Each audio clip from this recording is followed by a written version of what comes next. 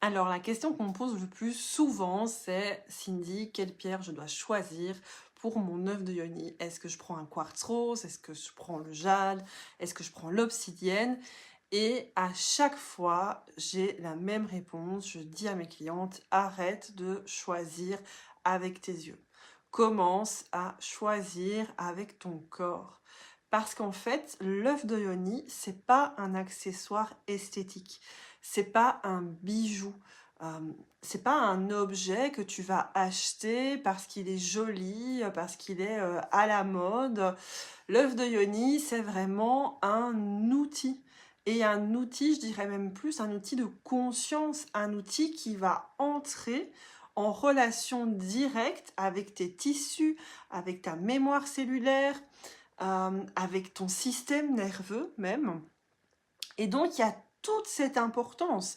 Et le choix de la pierre, c'est déjà un acte qui peut être comme thérapeutique et que tu vas faire soit en conscience, soit inconsciemment.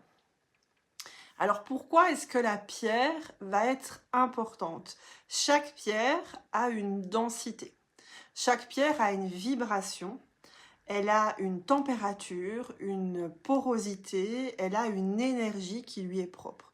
Et c'est cette énergie-là que ton périnée va ressentir, que ton vagin va ressentir. Tes tissus internes, ils réagissent à cette pierre-là, à sa vibration. Ça veut dire qu'une pierre, elle peut apaiser. Une pierre peut ouvrir. Une pierre peut réveiller des mémoires profondes. Et donc oui, parfois, une pierre peut aussi être trop forte pour toi aujourd'hui. Et c'est pour ça que je te disais que le choix de ton œuf, il n'a rien d'anodin. C'est une vraie décision corporelle. Alors on va voir un petit peu plusieurs types de pierres, en tout cas les plus courantes, celles qu'on va trouver généralement. Le tout premier, évidemment, c'est le jade. C'est la base, c'est la fondation, c'est la stabilité. Généralement, c'est le premier œuf que j'invite presque toutes les femmes à choisir parce qu'entre guillemets, il est traditionnel, parce que il est stable. Le jade, il va agir comme une pierre d'ancrage, c'est-à-dire qu'il renforce, il harmonise, il va aider le périnée aussi à retrouver sa tonicité naturelle, c'est-à-dire ni trop serré, ni trop lâche. Et si tu veux débuter en sécurité, si tu veux que ton corps se sente tranquille, si tu veux une pierre qui va accompagner sans brusquer, eh ben c'est le jade. C'est vraiment la pierre du retour à soi, la pierre de la base solide, et c'est un excellent choix pour une première pierre. Ensuite, j'avais envie de te parler du quartz rose. Alors, on va y associer la réparation, le cœur, la réconciliation. Le quartz rose, c'est vraiment ça, c'est cette pierre de la réconciliation affective. Et souvent, on la recommande comme première pierre. Attention, c'est quand même une pierre qui vient déjà beaucoup travailler. Elle va venir travailler la relation que tu as avec toi-même, avec ton corps, avec ta sexualité. Donc c'est une pierre qui va adoucir, qui va aussi réouvrir des zones qui ont été blessées.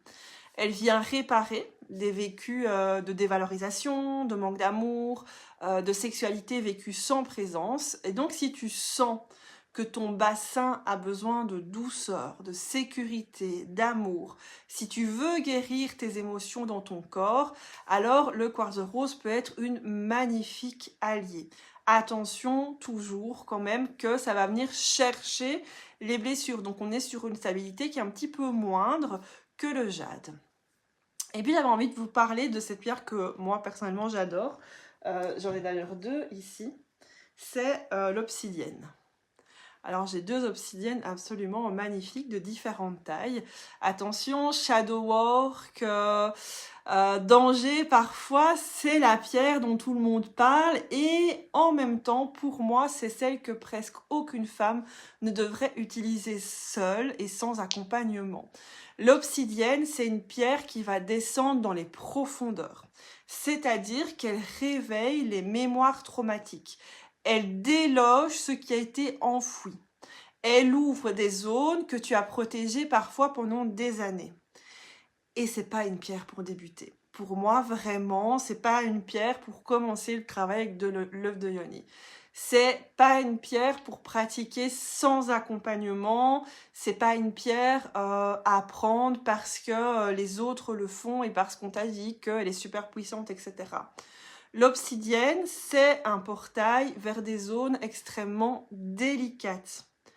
Et pour ce portail-là, pour moi, tu dois être guidé, contenu, accompagné pour pouvoir en fait gérer tout ce qui va ressortir. Parce que crois-moi, l'obsidienne, elle va venir sortir des choses. Si tu te sens prête, n'hésite pas à voir pour être accompagnée. Et puis la vraie question qui va se poser, c'est ton histoire corporelle à toi. Comment savoir quelle pierre est faite pour toi? Il faut que tu te poses les vraies questions. Quelle est l'histoire de ton périnée?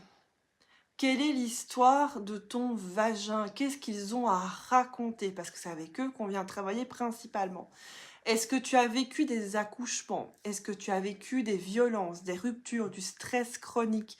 Est-ce que tu ressens de la douleur à ces endroits-là? Est-ce que tu te sens coupé de ton corps? Est-ce que tu as du mal à sentir tes sensations? Ou au contraire, est-ce que tu les sens trop?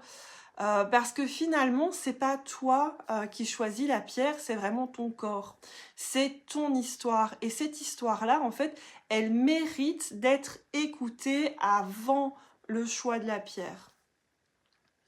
Alors ensuite, souvent, les questions qu'on va me poser, c'est sur la taille, sur la densité, sur les erreurs fréquentes. Alors je sais que beaucoup pensent qu'il faut commencer par la plus petite taille, et ça vraiment, c'est une erreur. Trop petit, ça veut dire moins de sensation, ça veut dire activation plus faible des tissus, et ça veut dire aussi compensation par contraction forcée. Pour moi, pour débuter, on choisit une taille moyenne parce que c'est la taille qui permet le mieux de sentir, de respirer et d'accompagner. Et puis surtout, ne choisis jamais une pierre juste parce qu'elle est jolie. Ça n'a aucun sens pour ton corps. Vraiment, c'est le critère qui ne rentre pas en ligne de compte. Et donc, pour faire un petit résumé de tout ça et de mes conseils à moi, le jade, c'est vraiment la stabilité, la tonicité qui va être juste et une base qui est solide.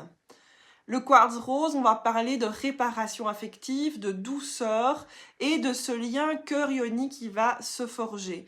L'obsidienne, on est sur du shadow work profond, je vous conseille vraiment jamais seul. Et la taille, toujours une taille médium pour commencer et toujours selon l'histoire de ton corps, jamais selon l'esthétique. Alors si tu veux aller plus loin avec l'œuf de yoni, je peux vraiment t'accompagner au travers de l'initiation œuf de yoni. On va reparler de tout ça, on va se remettre à l'écoute du corps, et dans une prochaine vidéo, je te parlerai un petit peu aussi de la cornaline, de l'améthyste, des autres pierres qu'on va trouver en œuf de yoni et qui ont chacune aussi leur particularité. En tout cas, dans la prochaine vidéo, on ira encore plus loin. Je vais t'expliquer ce que personne n'enseigne, c'est-à-dire comment fonctionne ton périnée, ton vagin et tes tissus internes. Parce que la vraie pratique de l'œuf, elle ne commence pas avec l'œuf, elle commence avec ton corps à toi. Je te fais des gros bisous.